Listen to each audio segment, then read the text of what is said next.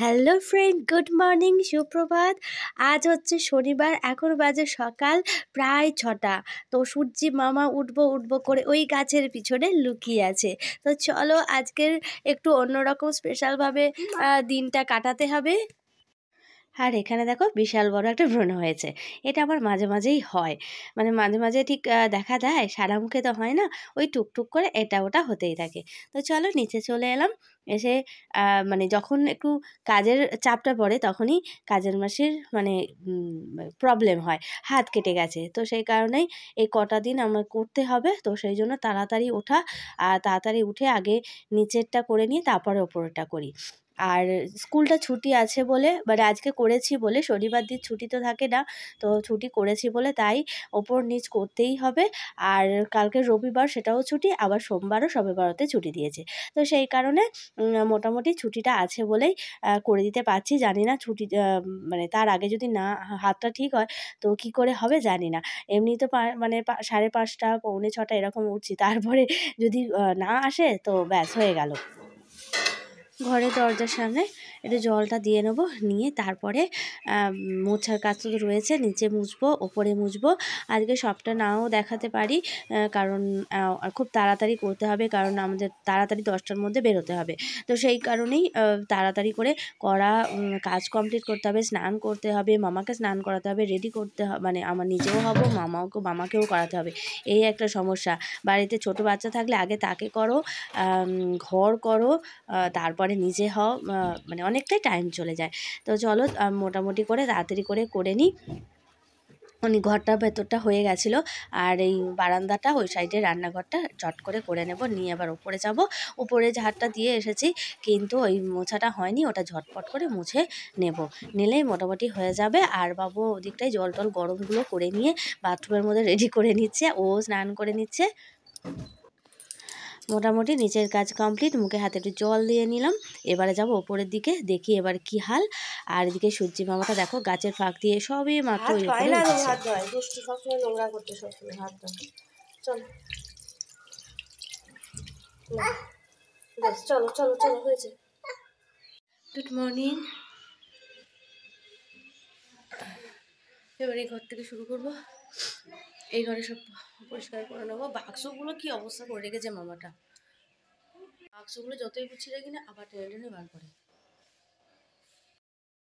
আর এই ঘরে দেখো সুন্দর করে নতুন চাদরটা পেতে দেওয়া হয়েছে, আর ভালো লাগছে বেশ। আর ওই যে পুরনো চাদরটা ওটা এর উপরে পেতে দেবো, মোটামুটি রাত্রিবেলায় তো এসে তুলে দেবো, কারণ মামাকে এখন খাওয়াবো, ও খেলা নিয়ে সারা বিছানা নোংরা করবে। তো সেই কারণেই এই চাদরটা এখন আপাতত পেতে দিব, তারপরে যখন রাত্রিবেলায় আসবো তখন ওটা তুলে নেব। তো সেই কারণে এদিকটায় আমার পুরো ঘর বারান্দা একদম মোছা কমপ্লিট হয়ে গেছে। তো মুছে নিয়ে একদম এবারে যাব স্নান করতে। তার আগে মামাকে স্নান করাবো, ওকে ডাকছি, আসছে না। এদিকে সিঁড়ি একদম মোছা হয়ে গেছে, ওপরটাও করেছি, নিচের সিঁড়িটাও পুরো কমপ্লিট করে নিয়েছি। প্রায় 7:45 বাজে। মামাকে ব্রাশ করে দিয়েছি, এর ফাঁকে ওকে একটু খাইয়ে দেবো, দিয়ে তারপরে আমরা স্নান করবো। তো চলো যাই ঝটপট করে। দেখো একদম যাওয়ার জন্য রেডি হয়ে গেছি, কোথায় যাচ্ছি সেটা পরে বলছি। আর এই দেখো আজকের এই শাড়িটা পরেছি, কেউ নাই আজকেও, বাবু রেডি হয়ে নিচে পালিয়ে গেছে, মামাকেও রেডি করে দিচ্ছি, সেও নিচে পালিয়ে গেছে। লাস্ট মুহূর্তে আমি পরে থাকি। আর আমি এই দেখো সুন্দর করে, এই যতই করি না আঁচল, ততই যেন সেই আঁচল আর হয় না।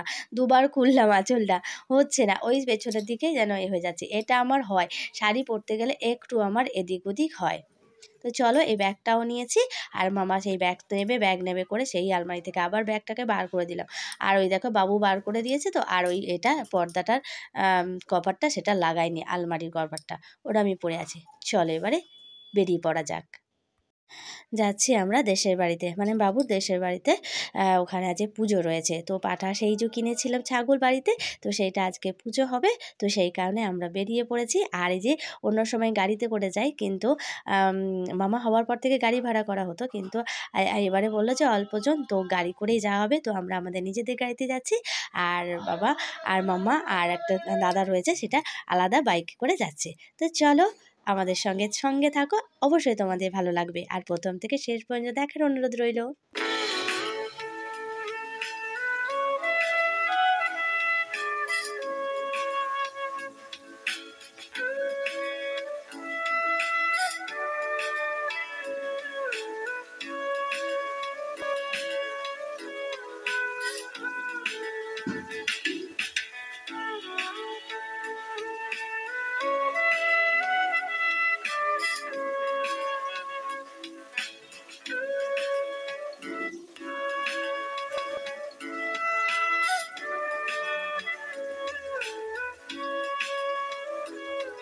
সবুজে ঘেরা ধান ক্ষেত, মানে এই গ্রাম্য পরিবেশটা বেশ উপভোগ করার মতো।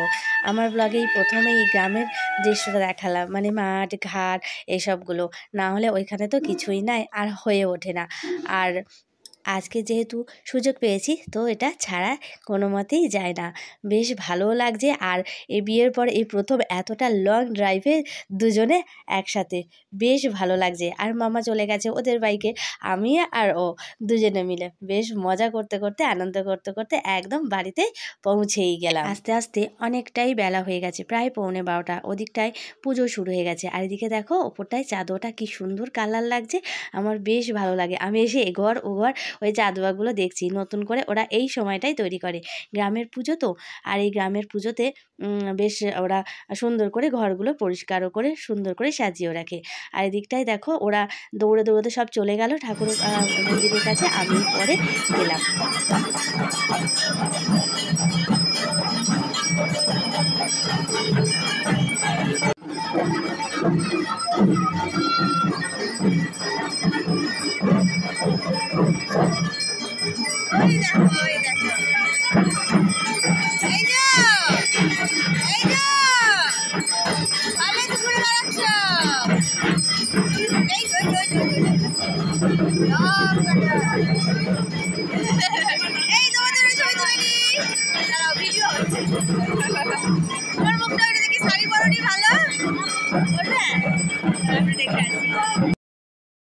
বাবুর সঙ্গে আসেনি।